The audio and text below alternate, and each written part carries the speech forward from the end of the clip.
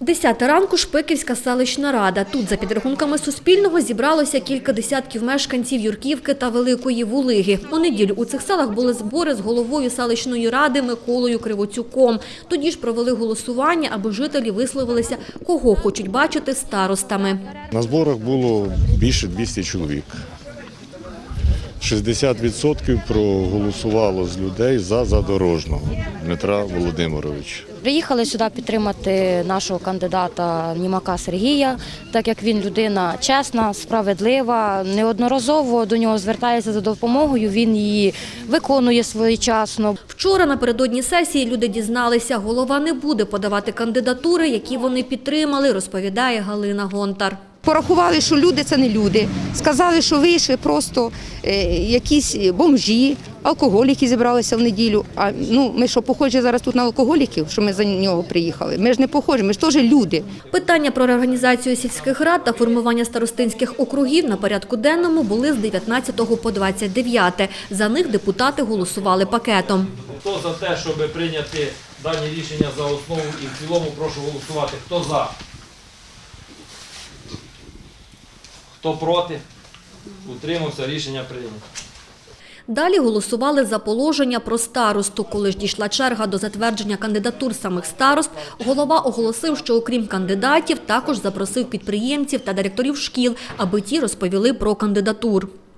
Згідно закону України про місцеве самоврядування, винести кандидатуру тієї людини, з якою я буду працювати. Ви мені це право блокуєте. На посаду старости у село Велика Вулига голова ОТГ подав Сергія Німака. За нього проголосували і депутати, його ж хотіли і місцеві. Коли ж дійшла черга до села Юрківка, Кривоцюк озвучив кандидатуру Олесі Білоконної замість Дмитра Задорожного.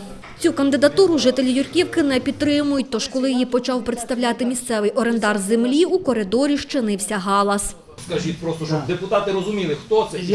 Я старший трохи. Одну хвилинку, я зараз попрошу закрити двері. Попри протест, старосту затвердили. Далі у засіданні оголосили перерву. Ми спробували поспілкуватися з Олесею Білоконною. Я зараз підійду, ні, я не хочу. Як ви бачите свою роботу на посаді цій? Пані Олесю?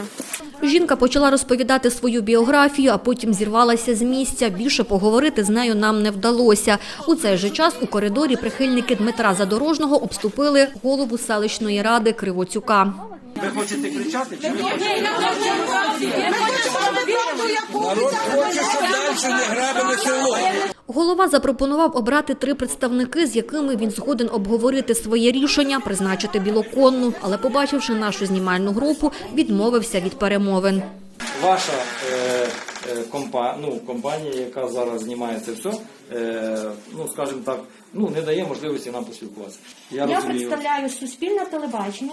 Наразі прошу вас пояснити мені. Рішення прийнято. Затверджена пані Олеся. Що дасть розмова з ініціативною групою?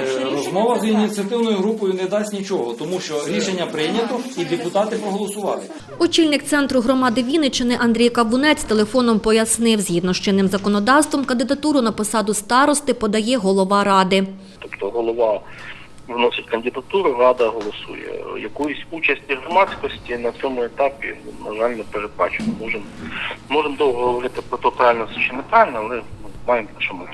На жаль, жителі Старостинського округу жодного впливу на процес обрання свого ж старости не мають, додає Кавунець. Так само не мають чіткого механізму його зміни. Олена Карбівська, Володимир Черніков. Новини на Суспільному. Вінниччина.